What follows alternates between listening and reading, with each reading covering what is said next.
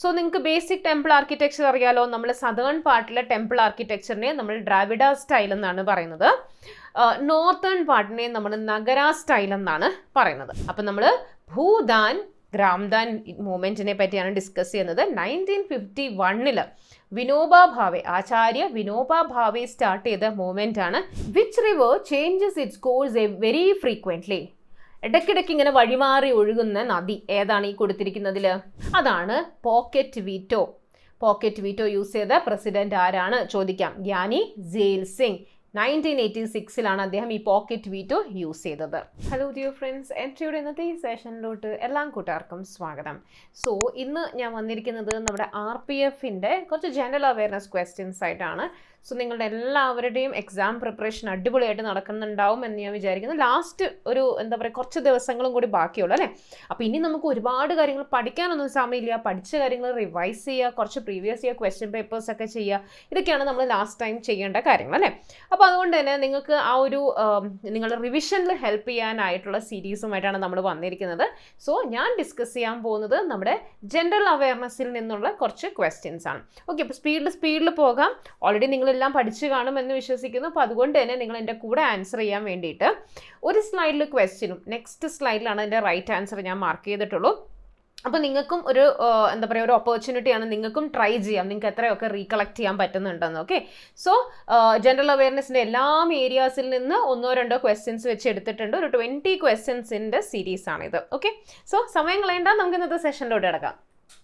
ആദ്യത്തെ ചോദ്യം, what is the meaning of gopuram in temple architecture?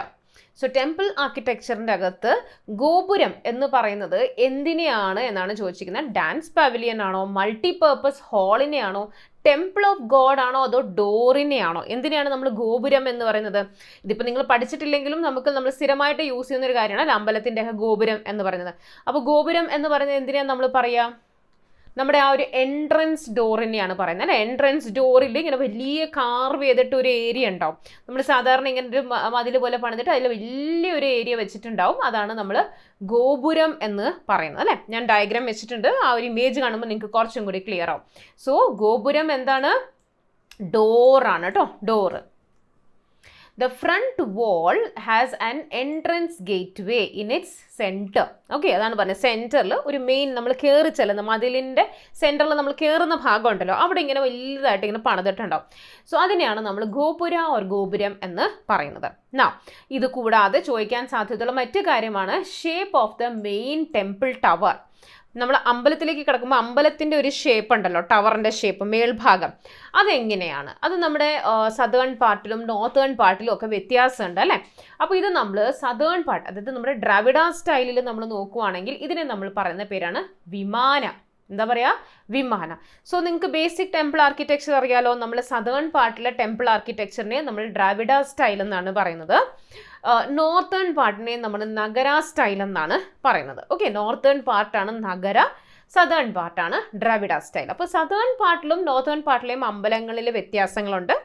അപ്പോൾ ആ ഒരു സദേൺ പാർട്ടിലെ അമ്പലത്തിൻ്റെ ടവറിനെ, മെയിൻ ടെമ്പിൾ ടവറിനെ പറയുന്ന പേര് വിമാന എന്നാണ് കേട്ടോ. അതേസമയം നോർത്തേൺ പാർട്ടിലാണെങ്കിലും അതിൻ്റെ ശിഖര എന്നാണ് പറയാം. ക്ലിയർ? ദ വിമാന ഈസ് ലൈക്ക് എ സ്റ്റെപ്ഡ് പിറമിഡ് അല്ലേ. നമ്മുടെ സദേൺ പാർട്ടിലെ അമ്പലങ്ങളിൽ നമ്മുടെ എങ്ങനെയായിരിക്കും? അതിങ്ങനെ സ്റ്റെപ്പ് പോലെ ഇരിക്കും, പിറമിഡ് പോലെ, സ്റ്റെപ്പ് പോലെ. That rises geometrically in Dravida style. അതേസമയം നമ്മുടെ നഗര സ്റ്റൈലിലാണെങ്കിൽ കാവ്ഡ് ആയിരിക്കും അല്ലെ, ഇങ്ങനെ കാവ് ചെയ്തിരിക്കുന്ന, കേർവ്ഡ് ആയിരിക്കും, കേർവ് ചെയ്ത് വെച്ചിരിക്കുന്ന രീതിയിലായിരിക്കും അവരുടെ ശിഖര. അതിനെ ശിഖര എന്നാണ് പറയുന്നത്. ഇവിടെ നമ്മൾ എന്താ പറയുക? വിമാന എന്നാണ് പറയുന്നത്. ഓക്കെ, അതുപോലെയുള്ള മറ്റ് ചില ടേംസ് ആണ് ചോദിക്കാൻ സാധ്യത. ലൈക്ക് ഗോപുര ചോദിച്ചിട്ടുണ്ട്, വിമാനം എന്താണെന്ന് ഞാൻ പറഞ്ഞു തന്നു. അടുത്തത് ഗർഭഗൃഹ. ഗർഭഗൃഹ എന്ന് പറയുന്നത് ഇന്നർ സാങ്ക്ടം. ഇവിടെയാണ് നമ്മൾ ആ ഡിവൈൻ, ആരെയാണ് ദേവീ ദേവതകളെ പ്രതിഷ്ഠിച്ചിരിക്കുന്ന സ്ഥലം, ഗർഭഗൃഹ. നെക്സ്റ്റ് പ്രദക്ഷിണപഥ. പ്രദക്ഷിണപഥ എന്ന് വെച്ചാൽ എന്താ? നമ്മൾ അമ്പലത്തിൻ്റെ ചുറ്റും പ്രദക്ഷിണം വയ്ക്കത്തില്ലേ, അതിനെ പറയുന്ന പേരാണ് പ്രദക്ഷിണപഥ. സർക്കം ആംബുലേഷൻ പാസേജ്. അന്തരാല. അന്തരാല എന്ന് പറയുന്നത് എന്താണ്? Next to the sanctum, ante chamber next to the sanctum. Mandapa എന്ന് വെച്ചാൽ ഗ്യാതറിംഗ് ഹാളാണ്. സി ഇതൊക്കെയാണ് ഇവിടെ നമ്മൾ ഡയഗ്രാമിൽ കൊടുത്തത്. ഇതാണ് ഗോപുരം. നമ്മളിപ്പോൾ ഇവിടെ നിന്നാണ് എൻ്റർ ചെയ്യുന്നെങ്കിൽ, അമ്പലത്തിലേക്ക് എൻ്റർ ചെയ്യണമെങ്കിൽ ഇതാണ് നമ്മുടെ ഈ അമ്പലത്തിന് ഈ കവാടം വഴി വേണം നമ്മൾ എൻ്റർ ചെയ്യാനായിട്ട്. അപ്പോൾ ഇതുവഴി നമ്മൾ എൻ്റർ ചെയ്യുന്നു, ബലിപീഠം കാണുന്നു, ധ്വജസ്തംഭം കാണുന്നു, മണ്ഡപമുണ്ട്. ഓക്കെ, അപ്പോൾ അങ്ങനെ മണ്ഡപങ്ങളൊക്കെ കഴിഞ്ഞ് നമ്മൾ ലാസ്റ്റ് മെയിൻ അമ്പലത്തിലേക്ക് എത്തുന്നു. സി മെയിൻ അമ്പലത്തിൻ്റെ ഇത് കണ്ടോ, ഇതിങ്ങനെ ഒരു സ്റ്റൈൽ കാണുകയാണെങ്കിൽ നമുക്കറിയാം ഇത് സദേൺ സ്റ്റൈലാണ് അല്ലേ. ഇങ്ങനെയുള്ള ഒരു സ്റ്റെപ്പ് പോലെ പിരമിഡ് ഇരിക്കുന്നത് ഇതാണ് വിമാനം നമ്മൾ പറഞ്ഞു സദേൺ പാർട്ടിലാണ് നമ്മൾ കാണുന്നത് അല്ലേ. അപ്പം ഇങ്ങനെയുള്ള കുറച്ച് ടേംസ് ഒക്കെ, ഇതൊക്കെ എനിക്ക് തോന്നുന്നു നമ്മുടെ ദ്രാവിഡ സ്റ്റൈലിലുള്ള ടേംസ് ഒക്കെ നമുക്കറിയാം, നമ്മൾ ഡേ ടു ഡേ ലൈഫിൽ കേട്ടിട്ടുണ്ടാവും അറ്റ്ലീസ്റ്റ്. അടുത്ത ചോദ്യം നോക്കിയാലോ. Which of the following is famous for Mithila painting? ഈ ഇടയായിട്ട് നമ്മുടെ ലോക്കൽ പെയിൻറ്റിങ്സിനെ പറ്റിയൊക്കെ ധാരാളം ചോദ്യങ്ങൾ കാണുന്നുണ്ട്. ഓക്കെ, അതായത് ഓരോ ഏരിയയിൽ ഓരോ പ്രത്യേക തരത്തിലുള്ള എംബ്രോയിഡറി വർക്കോ പെയിൻറ്റിങ്ങോ ഒക്കെ ഉണ്ടാവില്ലേ. അപ്പോൾ അതിനെ പറ്റിയുള്ള ചോദ്യങ്ങൾ നമ്മൾ കാണുന്നുണ്ട്. അപ്പോൾ അതുകൊണ്ട് തന്നെ ഇതൊന്ന് ഓർത്ത് വയ്ക്കുക. മിഥില പെയിൻറ്റിങ് ഏത് സ്റ്റേറ്റിൻ്റേതാണ് മിഥില പെയിൻറ്റിങ് ഏതാണ് സ്റ്റേറ്റ്? ബീഹാറാണ് കേട്ടോ. ബീഹാറിലേതാണ് മിഥില പെയിൻറ്റിങ്ങിന് തന്നെ പറയുന്ന മറ്റൊരു പേരാണ് മധുബനി പെയിൻറ്റിങ്. സോ ഇത് ഏത് ചോദിച്ചാലും സെയിം തന്നെയാണ് കേട്ടോ. മധുബനി എന്ന് ചോദിച്ചാലും മിഥില എന്ന് ചോദിച്ചാലും ഒന്ന് തന്നെയാണ്. ബീഹാറിലെ പെയിൻറ്റിംഗ് ആണ് മിഥില പെയിൻറ്റിങ്സ്. ഈ കാണുന്നത് നമ്മുടെ മിഥില പെയിൻറ്റിങ്ങിൻ്റെ ഒരു എക്സാമ്പിളാണ്. ബേസിക്കലി നമ്മൾ ഈ പെയിൻറ്റിങ്സിൻ്റെ അകത്ത് ഒന്നില്ലെങ്കിൽ ഏതെങ്കിലും ഒരു റിലീജിയസ് സെറമണി ആയിരിക്കും കാണുന്നത്, അല്ലെങ്കിൽ ദേവിമാരുണ്ടല്ലോ, ദേവിമാരുടെ പടങ്ങളായിരിക്കും, അല്ലെങ്കിൽ നമ്മുടെ ഒരു റിലീജിയസ് ആയിട്ടുള്ള നമ്മൾ ഫംഗ്ഷനിലൊക്കെ ഒന്നില്ലെങ്കിൽ വിവാഹം അങ്ങനെയൊക്കെയുള്ള കാര്യങ്ങളുണ്ടല്ലോ, അങ്ങനത്തെ ആ ചടങ്ങുകളായിരിക്കും ഇതിൻ്റെ അകത്ത് അവർ വരയ്ക്കുന്നത്. ഓക്കെ, അപ്പം മിഥില പെയിൻറ്റിങ്, മധുബനി പെയിൻറ്റിങ് ബീഹാറിലെ പെയിൻറ്റിങ് ആണ്. ഓക്കെ, നെക്സ്റ്റ് കലംകാരി എവിടെയാണ്? ആന്ധ്രാപ്രദേശിലേതാണ് കലംകാരി. ഒരിടയ്ക്ക് കലംകാരി പ്രിൻ്റുള്ള ചുരിദാറൊക്കെ വളരെ ഫേമസ് ആയിരുന്നു അല്ലേ. അപ്പോൾ കലംകാരി ആന്ധ്രാപ്രദേശിൻ്റേതാണ്. ബാനിധാനി എവിടുത്തെയാണ്? രാജസ്ഥാനിൻ്റേതാണ്. Belongs to Kishangarh school of painting. രാജസ്ഥാനിലേതാണ് ബാനിധാനി. അപ്പോൾ ഇതുപോലെ ചില സ്ഥലങ്ങളിലെ മെയിൻ ആർട്ട് ഫോം അതൊന്ന് നോട്ട് ചെയ്ത് വെച്ച് പഠിക്കുക കേട്ടോ. ഓക്കെ, നെക്സ്റ്റ് ക്വസ്റ്റ്യൻ നോക്കാം. In the given options which of the sports comes under winter Olympics? നമുക്ക് അങ്ങനെ ഇന്ത്യൻസിന് വലിയ കണക്ഷൻ ഒന്നും ഇല്ലാത്തൊരു സംഭവമാണ് വിന്റർ ഒളിമ്പിക്സ് അല്ലേ. നമ്മൾ ഇവിടുന്ന് ഒരുപാട് പേരെ വായിക്കാറൊന്നുമില്ല. സമ്മർ ഒളിമ്പിക്സിനാണ് നമുക്ക് കൂടുതൽ റെപ്രസെൻറ്റേഷനും മെഡലുകളൊക്കെ കിട്ടുന്നത്. എന്നാൽ വിന്റർ ഒളിമ്പിക്സും ഉണ്ട്, അവിടെയും ഉണ്ട് കുറേ സ്പോർട്സ് ആക്ടിവിറ്റീസ്. അപ്പോൾ ഇതിൽ ചോദിച്ചിരിക്കുന്നത് ഈ കൊടുത്തിരിക്കുന്നതിൽ rowing, swimming, short track, water polo, ഇതിൽ ഏതാണ് വിന്റർ ഒളിമ്പിക്സിൽ കളിക്കുന്ന ഒരു ഗെയിം? ഏതാണിതിൽ? ഷോർട്ട് ട്രാക്ക് ആണ് കേട്ടോ. Short track, option C short track. ദാ ഈ കാണുന്നതാണ് ഷോർട്ട് ട്രാക്ക്. ഇത് നമ്മുടെ വിന്റർ ഒളിമ്പിക്സിൻ്റെ പാർട്ടാണ്. ഓക്കെ, ഇപ്പോൾ ഞാൻ ഇമേജസ് ഒക്കെ വെച്ചിട്ടുണ്ട് സോ ദാറ്റ് നിങ്ങൾക്ക് അത് കുറച്ചും കൂടി നല്ല രീതിയിൽ രജിസ്റ്റർ ചെയ്യാൻ വേണ്ടിയിട്ട്. ഓക്കെ, അപ്പോൾ ആ ഇമേജസ് ഒക്കെ ഒന്ന് ശ്രദ്ധിച്ച് പോവാം. Currently winter Olympics has 15 events. Okay, അതിലെന്തൊക്കെയാണ് വരുന്നത്? 15 ഇവൻറ്റ്സ് ആണ് പ്രസൻ്റ്ലി ഉള്ളത്.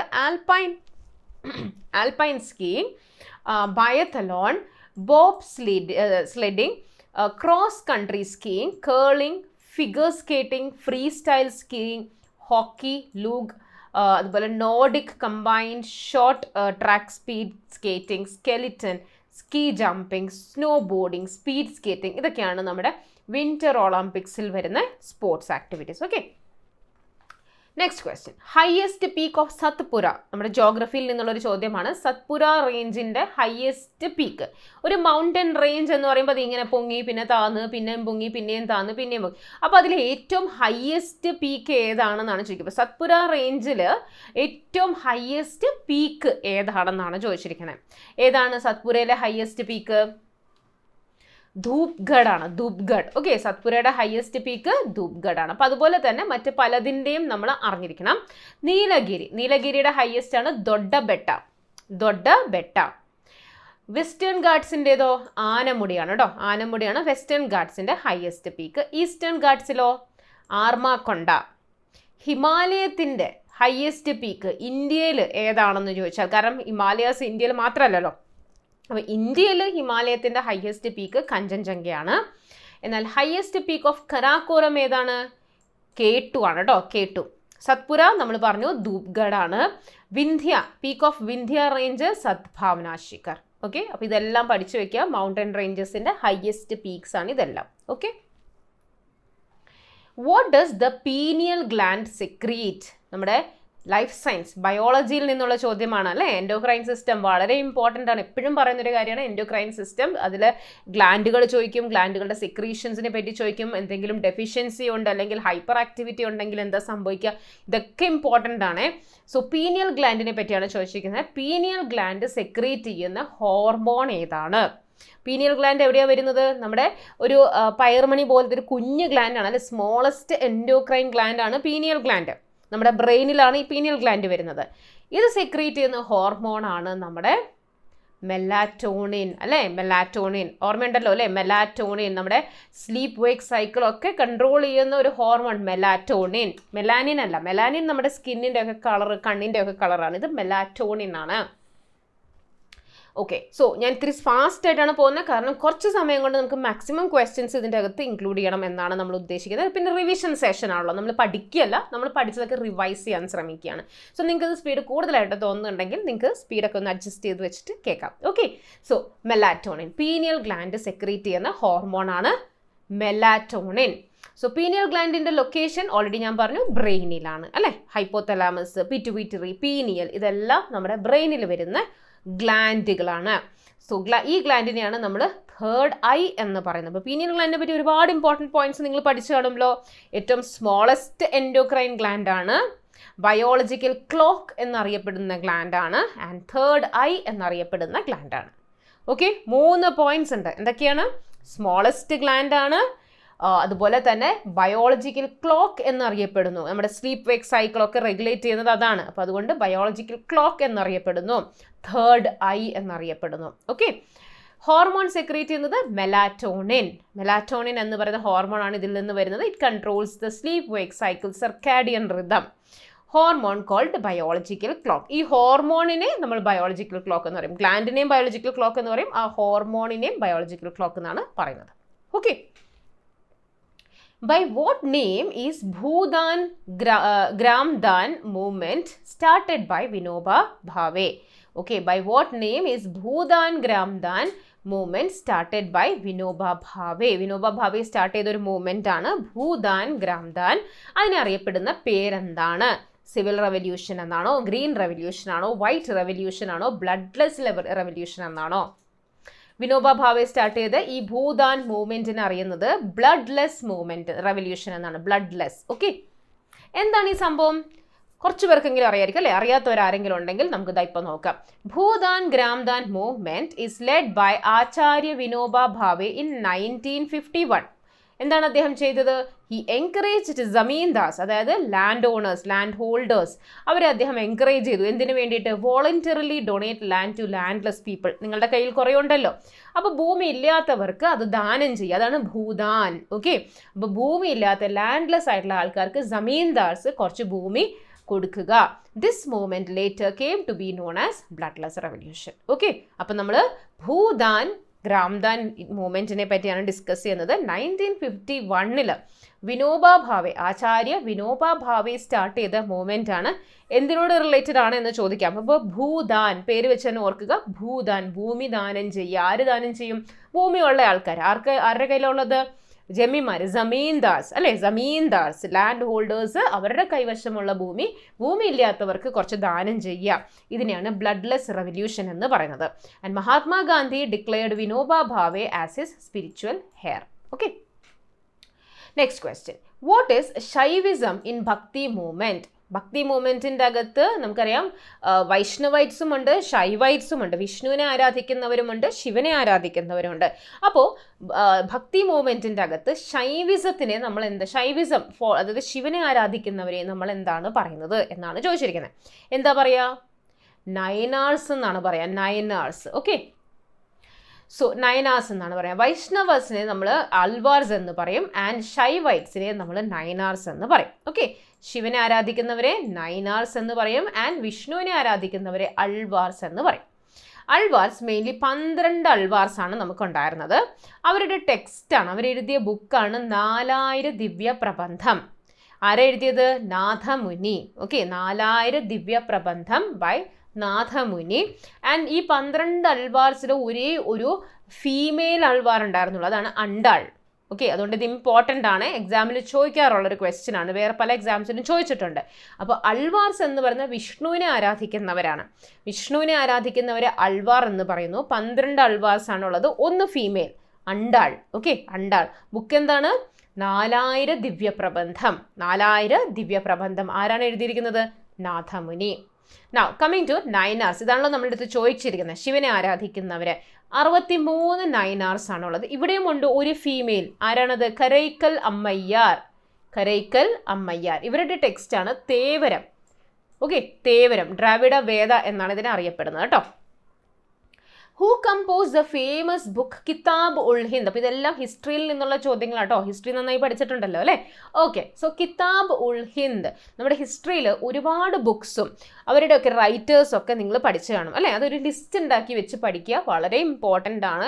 പല റൂളേഴ്സ് എഴുതിയ ബുക്കുണ്ട്, റൂളേഴ്സിനെ പറ്റി എഴുതിയിരിക്കുന്ന ബയോഗ്രഫീസ് ഉണ്ട് അല്ലേ? അതല്ലാണ്ട് അവരുടെ കോർട്ടിലുള്ള ആൾക്കാർ എഴുതിയിരിക്കുന്ന ബുക്സ് ഉണ്ട്, അങ്ങനെയൊക്കെ ഉണ്ട്. അപ്പോൾ ഇതെല്ലാം ഇമ്പോർട്ടൻ്റ് ആണ്. ഒരുപാട് ഇമ്പോർട്ടൻ്റ് ഓതേഴ്സ് ഉണ്ട്. നമ്മൾ ടൈം സ്പാൻ വെച്ചിട്ട് തിരിച്ചിപ്പോഴും പഠിക്കാറൊക്കെ ഉണ്ട് അല്ലേ?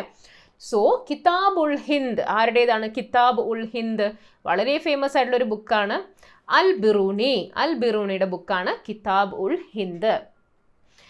ഓക്കെ, സോ ഇവിടെ ഞാൻ നിങ്ങൾക്ക് ഒരു ക്വിക്ക് റിവിഷന് വേണ്ടി കുറച്ച് ബുക്സും ഓതേഴ്സും കൊടുത്തിട്ടുണ്ട്. ഇതെല്ലാം നിങ്ങൾ പഠിച്ചിട്ടുണ്ടായിരിക്കണം. ഇത് മാത്രമല്ല, ഇത് ഞാൻ കുറച്ച് ഇമ്പോർട്ടൻ്റ് ആയിട്ടുള്ള എടുത്തേ ഉള്ളൂ, ഒരുപാടെണ്ണം ഉണ്ട്.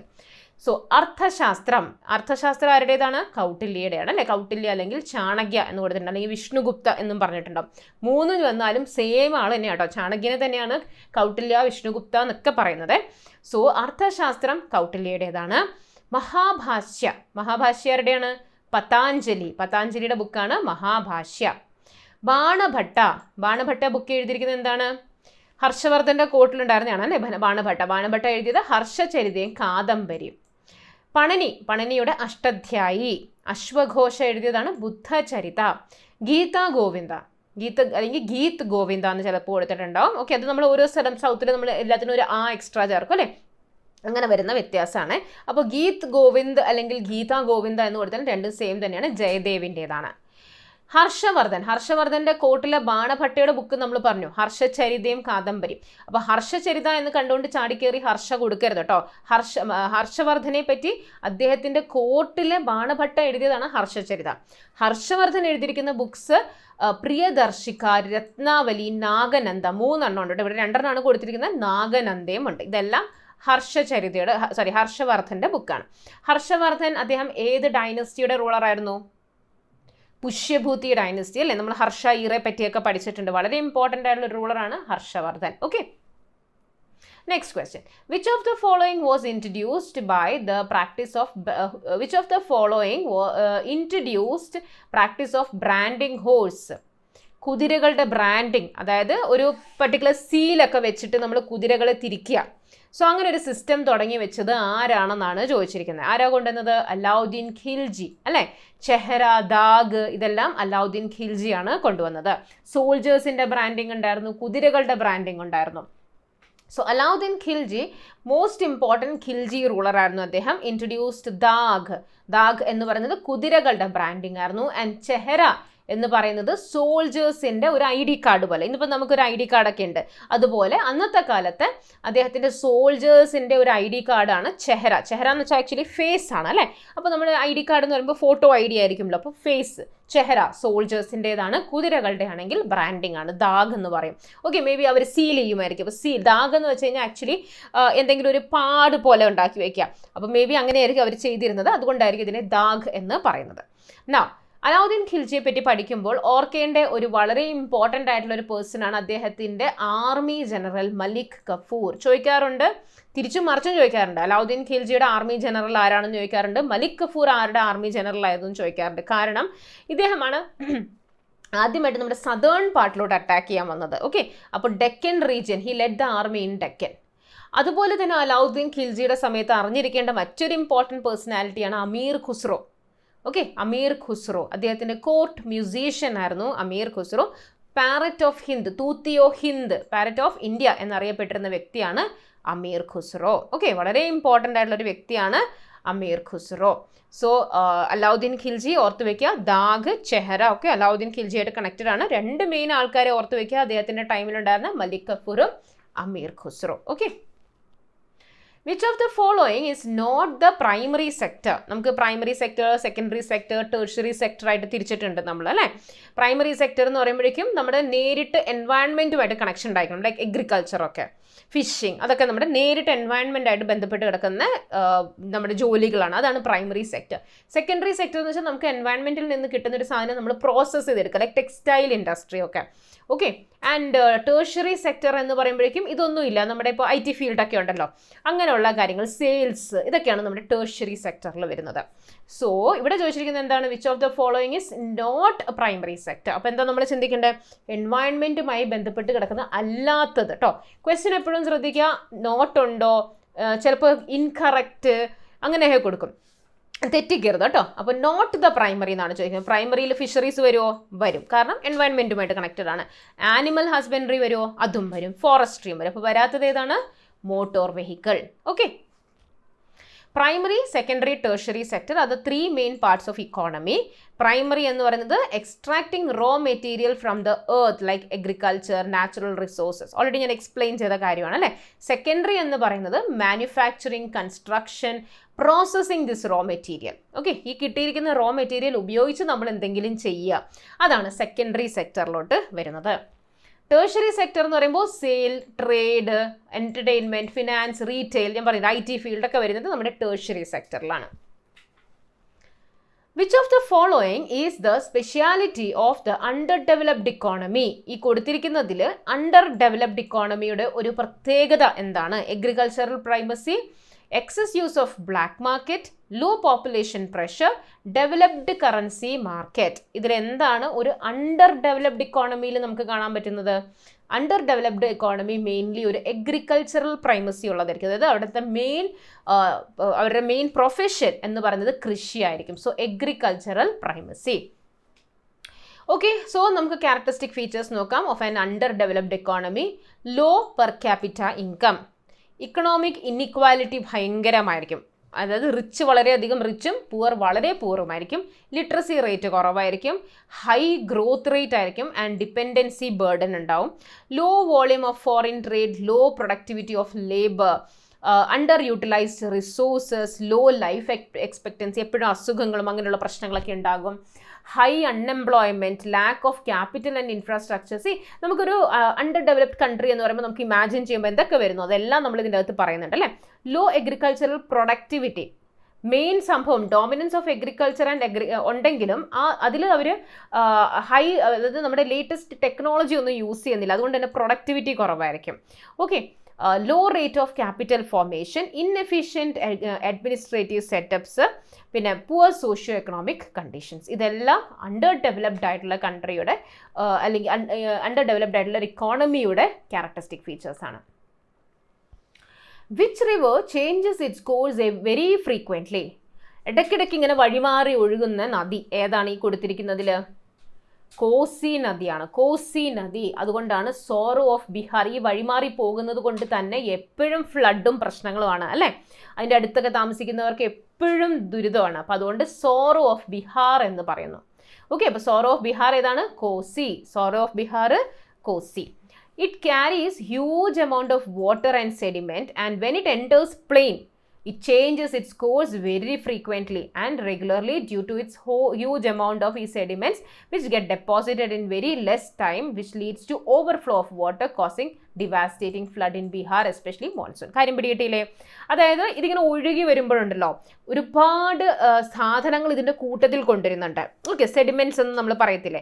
അപ്പോൾ ഇതിങ്ങനെ ഒരുപാട് കൊണ്ടുവരുന്നത് കൊണ്ട് തന്നെ ഇത് പ്ലെയിൻസിൽ എത്തുമ്പോൾ, അതായത് ഇങ്ങനെ പരന്ന സ്ഥലങ്ങളിൽ എത്തുമ്പോഴേക്കും ഈ സെഡിമെൻ്റ് എല്ലാം കൂടി ഡെപ്പോസിറ്റ് ചെയ്യും. അപ്പോൾ ഇതിങ്ങനെ ഒരു സ്ഥലത്ത് മണ്ണ് കൂടി കിടക്കുന്നുണ്ട്, വെള്ളം ഒഴുകി വരുമ്പോൾ എന്ത് സംഭവിക്കും? വെള്ളം വഴിമാറിപ്പോവും അല്ലേ. അപ്പോൾ അങ്ങനെ ഈ സെഡിമെൻ്റ് എല്ലാം കൂടി വന്ന് ഒരുമിച്ച് അടിഞ്ഞു കൂടുമ്പോഴേക്കും ഈ കോസി നദി അങ്ങോട്ടും ഇങ്ങോട്ടും ഒക്കെ തിരിഞ്ഞ് ഒഴുകാൻ തുടങ്ങും. അതുകൊണ്ടാണ് അതിൻ്റെ സൈഡുകളിൽ, ബാങ്കുകളിലൊക്കെ താമസിക്കുന്നവർക്ക് എപ്പോഴും ഫ്ലഡ് ഫേസ് ചെയ്യേണ്ടി വരുന്നത്. അതുകൊണ്ട് തന്നെയാണ് ഇതിനെ നമ്മൾ സോറോ ഓഫ് ബിഹാർ എന്ന് പറയുന്നത്. ഓക്കെ, അപ്പോൾ Kosi, sorrow of Bihar. Who is the caretaker president of India in the absence of president? പ്രസിഡന്റിൻ്റെ ആബ്സെൻസിൽ, പ്രസിഡന്റ് എന്തെങ്കിലും കാരണവശാൽ ഇല്ല എന്നുണ്ടെങ്കിൽ കെയർ ടേക്കർ പ്രസിഡന്റ് എന്ന് നമ്മൾ ആരെയാ പറയുക? ആരാണ് പകരം വരുന്നത്? താൽക്കാലികമായി പകരം വരുന്ന ആളാരാണ്? വൈസ് പ്രസിഡന്റ് ആണ് അല്ലേ. ഇതൊന്നും നിങ്ങൾ ശരിക്കും പറഞ്ഞാൽ ഓപ്ഷൻ നോക്കേണ്ട കാര്യമില്ല, അതൊക്കെ നമുക്ക് ബേസിക്കലി അറിഞ്ഞിരിക്കേണ്ട കാര്യമാണ്. പ്രസിഡന്റ് ഇല്ല, പ്രസിഡന്റിന് എന്തെങ്കിലും സംഭവിച്ചു, ഒരു എമർജൻസി, പ്രസിഡന്റ് അന്തരിച്ചു, പ്രസിഡന്റ് പെട്ടെന്ന് റിസൈൻ ചെയ്തു, അങ്ങനെ എന്തെങ്കിലും സംഭവിച്ചു കഴിഞ്ഞാൽ പെട്ടെന്ന് ആ പൊസിഷൻ, കാരണം പ്രസിഡന്റിന്റെ സീറ്റ് നമുക്ക് വേക്കൻ്റ് ആക്കി ഇടാൻ പറ്റത്തില്ല, അപ്പോൾ ആ ഫങ്ഷൻസ് ചെയ്യുന്നത് ആരാണ്? വൈസ് പ്രസിഡന്റ് ആണ്. ഓക്കെ, സോ ആർട്ടിക്കിൾ 65 പറയുന്നത് vice president to act as president or to discharge his function due to resignation, impeachment, death or otherwise. Next question.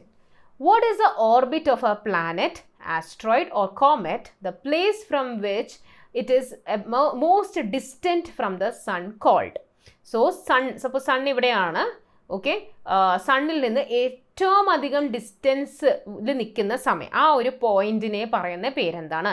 Orbit of A planet, asteroid or comet, the place in the orbit. ഇപ്പോൾ suppose ഇതാണ് orbit എങ്കിൽ ആ ഓർബിറ്റിൽ സണ്ണിനോട് ഏറ്റവും അധികം distance വരുന്ന സ്ഥലം, അതിനെ പറയുന്ന പേരെന്താണ്? ആ പോയിന്റിന് നമ്മൾ എന്താ പറയുക? ആംഫിലിയോൺ എന്നാണ് കേട്ടോ പറയാം, ആംഫിലിയോൺ. ഓക്കെ, ആംഫിലിയോൺ എന്നാണ് ഇതിനെ പറയുന്നത്. സോ ഏറ്റവും ഡിസ്റ്റൻസ് കൂടിയതിനെ നമ്മൾ ആംഫിലിയോൺ എന്ന് പറയും. അപ്പോൾ ഏറ്റവും അടുത്ത് വരുന്നതിന് എന്താ പറയുക? പെരിഹീലിയോൺ.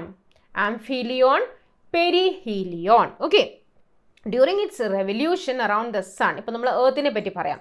Okay, earth is farthest from the sun, ഏറ്റവും ദൂരെ 4th ജൂലൈക്കായിരിക്കും. This position is called aphelion. And on 3rd January, ചിലതിനകത്ത് 5th ജാനുവരി എന്നും കൊടുത്തിട്ടുണ്ടാകും, അങ്ങോട്ടും ഇങ്ങോട്ടും ചെറുതായിട്ട് ഡേറ്റ്സ് മാറാം. The earth is the nearest to the sun and this position is called perihelion. Okay, അപ്പോൾ ഏറ്റവും ദൂരെ പോകുന്നതിന് ആംഫിലിയോൺ, അടുത്ത് വരുന്നത് പെരിഹീലിയോൺ. ഓക്കെ, സി ഡയഗ്രാം വെച്ചിട്ടുണ്ട്. ഇതാണ് എർത്ത്, ഇതാണ്. സോ ഈ എർത്ത് ജൂലൈ 5th ഞാൻ പറഞ്ഞു ഡേറ്റ് ചെറുതായിട്ട് അങ്ങോട്ടും ഇങ്ങോട്ടും മാറും. ഓക്കെ, അപ്പോൾ ജൂലൈ 5th ഏറ്റവും ഡിസ്റ്റൻസ് കൂടുതൽ, ദൂരെ, ഏറ്റവും ദൂരെ, അതാണ് ആംഫിലിയോൺ. ഇവിടെ ജാനുവരി 5th ആണെന്നിരിക്കട്ടെ, ഏറ്റവും അടുത്ത് വരുന്നത് perihelion. Which freedom fighter is popularly known as Lok Nayak? Lok Nayak എന്നറിയപ്പെടുന്നത് ആരെയാണ്? ലോക് നായക് എന്നറിയപ്പെടുന്നത്, ഫുൾ പേര് തന്നെ അങ്ങനെ നമ്മൾ പറയാറുണ്ട് അല്ലേ, ലോക് നായക് ജയപ്രകാശ് നാരായൺ. ലോക് നായക് ജയപ്രകാശ് നാരായൺ എന്നാണ് നമ്മൾ പറയുന്നത് തന്നെ. 1952 ഇദ്ദേഹം പ്രജാ സോഷ്യലിസ്റ്റ് പാർട്ടി ഫോം ചെയ്തു. 1952 പ്രജാ സോഷ്യലിസ്റ്റ് പാർട്ടി. പക്ഷെ പിന്നീട് അദ്ദേഹത്തിന് പൊളിറ്റിക്സ് മതിയായി. ഓക്കെ, പൊളിറ്റിക്സ്, അതിലുള്ള കറപ്ഷൻ, അതൊക്കെ അദ്ദേഹത്തിന് മതിയായപ്പോൾ അദ്ദേഹം പൊളിറ്റിക്സിൽ നിന്ന് രാജിവെച്ചു. ഇനി പൊളിറ്റിക്സിൽ ഇല്ല എന്ന് പറഞ്ഞ് സന്യാസം എടുത്തിട്ട് അദ്ദേഹം ഭൂദാൻ യജ്ഞ മൂവ്മെൻറ്റ്, നമ്മുടെ നേരത്തെ നമ്മൾ പറഞ്ഞ ഭൂദാൻ മൂവ്മെൻറ്റ് ഉണ്ടല്ലോ വിനോബ ഭാവെയുടെ, അതിലോട്ട് അദ്ദേഹം ഇറങ്ങിച്ചെന്നു. Okay, so by 1954 he announced that he would devote his life exclusively to Bhoodan Yajna movement. Same തന്നെ കേട്ടോ, founded by Vinoba Bhave, which demanded that land be distributed among landless. Okay, so ഇദ്ദേഹമാണ് ജയപ്രകാശ് നാരായൺ, ലോക് Nayak Jayaprakash Narayan. FIG is the governing body of which game? ഇത്തിരി ട്രിക്കിയാണ് അല്ലേ, കാരണം ഇവിടെ G ഉണ്ട്, അപ്പോൾ G വെച്ചുള്ളതാണ്, പക്ഷേ ഓപ്ഷനിലെല്ലാം ജി വെച്ച് കൊടുത്തിരിക്കുന്നത് ഉള്ള സ്പോർട്സ് ആണ് പേര് കൊടുത്തിരിക്കുന്നത് അല്ലേ. അപ്പോൾ ഏത് സ്പോർട്സിൻ്റെ ഗവേണിംഗ് ബോഡിയാണ് FIG? ഏതിൻ്റേതാണ്? ജിംനാസ്റ്റിക്സിൻ്റെ കേട്ടോ, ജിംനാസ്റ്റിക്സിൻ്റെ. International gymnastics federation is a body governing competition of gymnastics. Headquarters വരുന്നത് സ്വിറ്റ്സർലാൻഡിലാണ്. ജിംനാസ്റ്റിക്സിൻ്റെ ഹെഡ് ക്വാർട്ടേഴ്സ് എവിടെയാണ്? സ്വിറ്റ്സർലാൻഡിലാണ്. It governs 8 sports. Okay, 8 sports ആണ് വരുന്നത് ഇതിൻ്റെ അകത്ത്. Gymnastics for all men's, women's, artistic gymnastics, rhythmic gymnastics, trampoline including double mini trampoline, tumbling, aerobics, acrobatics, parkour, ഇതെല്ലാം ഇതിൻ്റെ അകത്താണ് വരുന്നത്. ഓക്കെ, അപ്പോൾ FIG, അതിൽ ജി കൺഫ്യൂസ്ഡ് ആകരുത്, ജിംനാസ്റ്റിക്സ് ആണ്. ഹെഡ് ക്വാർട്ടേഴ്സ് എവിടെയാണ്? സ്വിറ്റ്സർലാൻഡിലാണ്. The process whereby a liquid changes into gas, ഒരു ലിക്വിഡ് ഗ്യാസ് ആയി മാറുന്നതിന് നമ്മൾ എന്താ പറയുക? വളരെ എളുപ്പമായിട്ടുള്ളൊരു ക്വസ്റ്റ്യൻ ആണ് അല്ലേ. ലിക്വിഡ് വെച്ചു, വെള്ളം വെച്ചു, നമ്മളത് തിളപ്പിച്ചു, അത് ഗ്യാസ് ആയി മാറി, നമ്മൾ എന്ത് പറയും? ഇവാപ്പറേറ്റ് ആയി എന്ന് പറയും അല്ലേ, ഇവാപ്പറേഷൻ. ഓപ്ഷൻ ബി, ഇവാപ്പറേഷൻ എന്നാണ് ഇതിനെ പറയുന്നത്. സോ സോളിഡ് നമ്മുടെ ഗ്യാസ് ആയി മാറും. ഫസ്റ്റ് ബേസിക്കലി എന്താ സംഭവിക്കാം? നമ്മൾ ഐസ് വെച്ചിട്ട് നമുക്ക് പറയാം, ഐസ് ഇരിക്കുന്നു, ഐസ് ലിക്വിഡായി മാറുന്നു, ഐസ് വെള്ളമായി മാറുന്നു, അതിനെ നമ്മൾ മെൽറ്റിംഗ് എന്ന് പറയും അല്ലേ. മെൽറ്റ് ചെയ്തു, ലിക്വിഡായി. ലിക്വിഡ് ഗ്യാസായി മാറുന്നത് ബോയിലിംഗ് വഴിയാണ്. അതിനെ തന്നെയാണ് നമ്മൾ ഇവാപ്പറേഷൻ എന്നും പറയുന്നത്, അല്ലേ? ഇവാപ്പറേഷൻ എന്ന് പറയും. കാരണം റൂം ടെമ്പറേച്ചറിലും വെള്ളം ആവിയാകാറുണ്ട്, അല്ലേ? എപ്പോഴാണ് അങ്ങനെ സംഭവിക്കുന്നത്? റൂം ടെമ്പറേച്ചറിൽ എപ്പോഴാണ് സംഭവിക്കുന്നത്? നമ്മൾ സപ്പോസ് തുണിയൊക്കെ ആറാനിട്ട്, തുണി നമ്മൾ നനച്ചിട്ട് ഉണങ്ങാനിട്ട് കഴിഞ്ഞാൽ അവിടെ നമ്മളതിനെ ചൂടാക്കുന്നുണ്ടോ? ഇല്ല. അല്ലാണ്ട് തന്നെ ആ തുണിയിലെ വെള്ളം ആവിയായി മാറുകയാണ്, അല്ലേ? അപ്പോൾ അത് ഇവാപ്പറേഷൻ ആണ് അവിടെ സംഭവിക്കുന്നത്, ബോയിലിംഗ് ആവണമെന്നില്ല. ഓക്കെ, സോ അത് evaporation. Liquid to gas evaporation ആണ്, ബോയിലിംഗ് എന്നും വേണമെങ്കിൽ നമുക്ക് പറയാം. നൗ ഈ ഗ്യാസ്, സപ്പോസ് നമ്മൾ വെള്ളം തിളപ്പിച്ചു, അത് ഗ്യാസായി. ഈ ഗ്യാസ് നമ്മൾ തടഞ്ഞു നിർത്തി ഒരു അടപ്പ് വെച്ച് നമ്മൾ അടച്ചു വെക്കുകയാണെങ്കിൽ ഇതിവിടെ തട്ടിയിട്ട് വീണ്ടും അത് വെള്ളമായി മാറും, അല്ലേ? ഗ്യാസ് ലിക്വിഡായി മാറും. അതിനെ നമ്മൾ പറയുന്നത് കണ്ടൻസേഷൻ. പിന്നെ ലിക്വിഡ് നമ്മൾ ഫ്രിഡ്ജിൽ കയറ്റി, അപ്പോൾ അത് സോളിഡായി, അപ്പോൾ ഫ്രീസിങ്. ഓക്കെ, ഇതെല്ലാം നമുക്കറിയാവുന്ന കാര്യങ്ങൾ തന്നെയാണ്, അല്ലേ? പക്ഷെ നമ്മളൊന്ന് ചിന്തിക്കണം, അത്രയേ ഉള്ളൂ. അപ്പോൾ സോളിഡ് ലിക്വിഡ് ആയത് മിൽട്ടിംഗ് ആണ്, ലിക്വിഡ് ഗ്യാസ് ആയത് ഇവാപ്പറേഷൻ ആണ്, അല്ലെങ്കിൽ ചിലപ്പോൾ ഓപ്ഷനിൽ ബോയിലിംഗ് ആണെങ്കിൽ അത് കൊടുക്കുക. ഗ്യാസ് തിരിച്ച് ലിക്വിഡ് ആയത് എങ്ങനെയാണ്? By condensation. ലിക്വിഡ് തിരിച്ച് ഹാർഡായി, അതായത് സോളിഡ് ആയത് ഫ്രീസിങ്. ഇനി ചില സമയത്ത് ഇതാണ് സാധാരണ order, solid liquid gas, gas liquid solid, ഇങ്ങനെയാണ് സാധാരണ പോകുന്നത്. ചില സമയത്ത് ഈ സോളിഡ് ലിക്വിഡ് ആകാതെ നേരെ ഗ്യാസ് ആവും.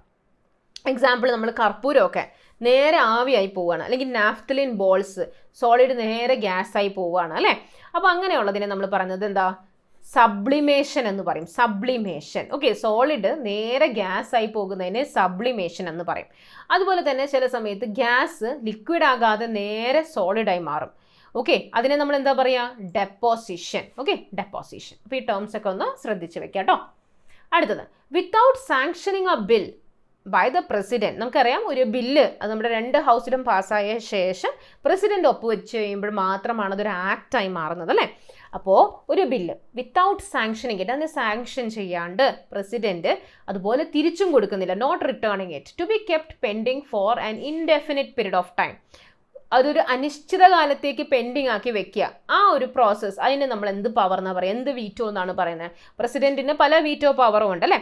അപ്പോൾ ഈ നമ്മുടെ ഒരു ബില്ല് അത് അപ്രൂവലും ചെയ്യുന്നില്ല, തിരിച്ചും കൊടുക്കാണ്ട് അനിശ്ചിതകാലത്തേക്ക് അത് കൈവശം വെക്കുന്നതിനെ പറയുന്ന പേരെന്താണ്? Pocket veto. Pocket veto. Pocket veto use ചെയ്ത പ്രസിഡന്റ് ആരാന്നറിയാമോ ഇന്ത്യയിൽ? Giani Zail Singh.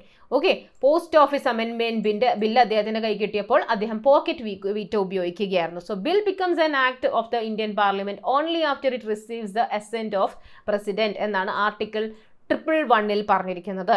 President has 3 vetoes. അതിലെ പോക്കറ്റ് വീറ്റോ എന്ന് പറയുമ്പോഴേക്കും power of the president to not act upon the bill, ഒന്നും ചെയ്യുന്നില്ല. ഓക്കെ, തിരിച്ചും കൊടുക്കുന്നില്ല, അപ്രൂവലും കൊടുക്കുന്നില്ല, അതാണ് pocket veto. Pocket veto use ചെയ്ത പ്രസിഡന്റ് ആരാണ് ചോദിക്കാം? ഗ്യാനി സെയിൽ സിംഗ്. 1986 അദ്ദേഹം ഈ പോക്കറ്റ് വീറ്റോ യൂസ് ചെയ്തത്. Suspensive veto. Suspensive veto other than money bill. Okay, money ബില്ലിൽ യൂസ് ചെയ്യാൻ പറ്റില്ല. Other than money bill he can send the bill for reconsideration. Reconsider ചെയ്യാമോ എന്ന് പറഞ്ഞ് തിരിച്ചയക്കാം. ഓക്കെ, അത് കഴിഞ്ഞ് പക്ഷേ തിരിച്ചു വന്നു കഴിഞ്ഞാൽ ഒപ്പുവെച്ച് കൊടുക്കേ പറ്റൂ. Absolute veto refuses the bill. Who discovered the ribosome in the cell? നമ്മുടെ സെല്ലിൻ്റെ അകത്ത് ഒരുപാട് ഓർഗനൽസ് ഉണ്ട്, അല്ലേ? ന്യൂക്ലിയസ് ഉണ്ട്, മൈറ്റോകോൺട്രിയ ഉണ്ട്, ഗോൾജി ബോഡീസ് ഉണ്ട്, എൻഡോപ്ലാസ്മിക് റെറ്റിക്കുലം ഉണ്ട്, അങ്ങനെ ഒരുപാട് ഓർഗനൽസ് ഉണ്ട്. അതിലൊന്നാണ് റൈബോസോംസ്. റൈബോസോംസിനെ നമ്മൾ എങ്ങനെ അറിയാം? എന്താ പേര് പറയുന്നത്? നമ്മൾ ന്യൂക്ലിയസിനെ നമ്മൾ ബ്രെയിൻ ഓഫ് ദ സെൽ എന്ന് പറയും, അല്ലേ? അതുപോലെ നമ്മൾ റൈബോസോമിന് എന്താ പറയുക? പ്രോട്ടീൻ ഫാക്ടറി എന്ന് പറയും, അല്ലേ? മൈറ്റോകോൺട്രിയ പവർ ഹൗസ് ആണ്, പ്രോട്ടീൻ ഫാക്ടറി ആണ് റൈബോസോംസ്, കാരണം പ്രോട്ടീൻ സിന്തസിസ് നടക്കുന്ന സ്ഥലമാണ് ribosomes. Now who discovered ribosome? Ribosomes കണ്ടുപിടിച്ചത് ആരാണ്?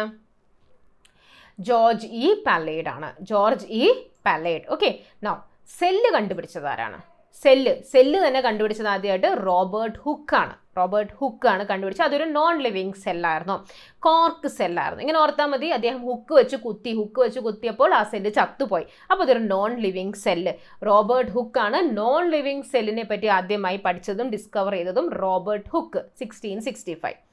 അപ്പോൾ ഇനി ലിവിങ് സെല്ലിനെ പറ്റി പഠിക്കണ്ടേ? അതാരാണ് ആദ്യമായിട്ട് പഠിച്ചത്? അതും ഒരു ഹുക്കാട്ടോ, ല്യൂവൻ ഹുക്ക്. പക്ഷേ ഇത് നമ്മൾ ഒരുമിച്ചാണ് പറയുന്നത്, ആന്റോൺ വാൻ ല്യൂവൻ ഹുക്ക്. ഇവിടെ അങ്ങനെയല്ല, ഹുക്ക് വേറെ. അപ്പോൾ ഈ വേറെ കിടന്ന ഹുക്കാണ് അവിടെ പോയി കുത്തിയത്.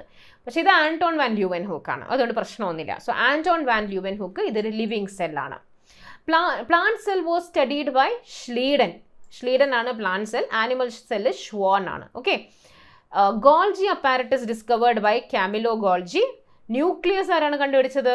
Robert brown. ഓക്കെ, നമ്മളൊരു സെല്ലൊക്കെ വരച്ച് കഴിയുമ്പോഴേക്കും നമ്മൾ അതിൻ്റെ സെൻറ്ററിൽ ന്യൂക്ലിയസ് സാറിന് ബ്രൗൺ കളറിലാണ് മാർക്ക് ചെയ്യുന്നത് അല്ലേ, ഡാർക്ക് കളർ വേണം, അപ്പോൾ ബ്രൗൺ കളർ. അപ്പോൾ അങ്ങനെ ഓർത്താൽ മതി, റോബർട്ട് ബ്രൗൺ ആണ്.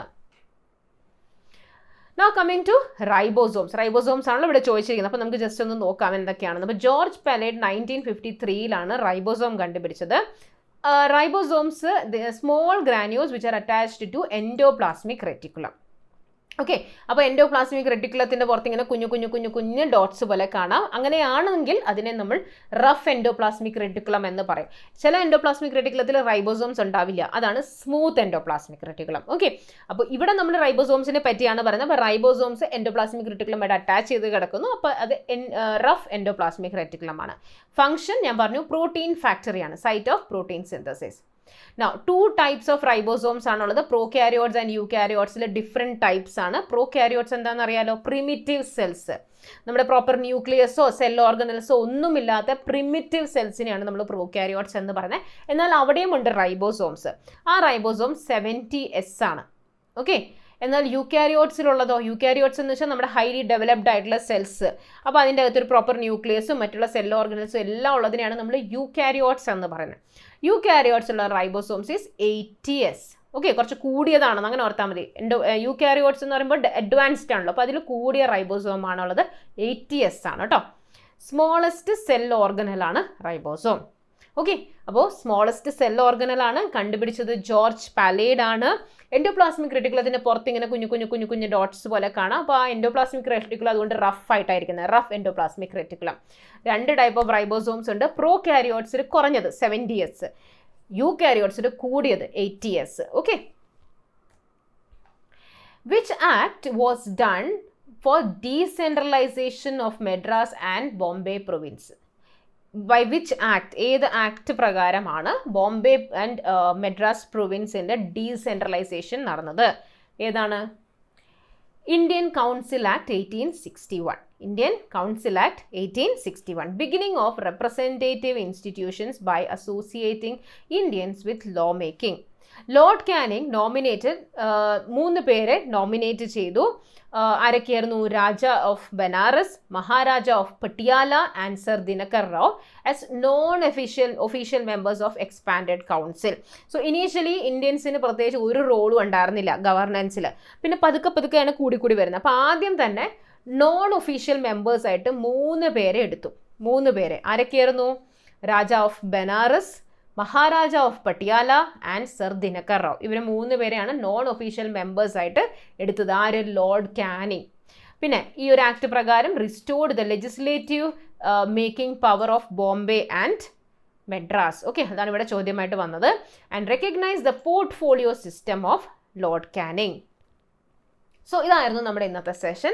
ഞാൻ പറ്റുന്ന പോലെ എല്ലാ ഏരിയാസിൽ നിന്ന് 1ഉം 2ഉം ക്വസ്റ്റ്യൻസ് വെച്ച് എടുത്തിട്ടുണ്ട്. നിങ്ങളൊരു ക്വിക്ക് റിവിഷന് വേണ്ടിയിട്ടും അതുപോലെ തന്നെ ഇനി എക്സാമിന് മുന്നേ നിങ്ങൾക്ക് സ്വന്തമായിട്ട് റിവൈസ് ചെയ്യണമെങ്കിൽ എങ്ങനെയുള്ള ചോദ്യങ്ങളാണ് ചോദിക്കാറ് എന്നുള്ളതിനെ പറ്റി ഒരു ഐഡിയയും കിട്ടും അല്ലേ. ഇപ്പം ഞാൻ നേരത്തെ പറഞ്ഞ പോലെ നമ്മുടെ ആർട്ട് ഫോംസ്, ലോക്കൽ ആർട്ട് ഫോംസിനെ പറ്റി ഒന്ന് പഠിച്ചു വയ്ക്കുക. ഇതുപോലെയുള്ള ആക്റ്റുകൾ, ഹിസ്റ്ററി ആണെങ്കിൽ ആക്റ്റുകൾ, ബുക്സ് ആൻഡ് ഓതേഴ്സൊക്കെ ഒന്ന് പ്രത്യേകം നോട്ട് ചെയ്ത് വെക്കുക.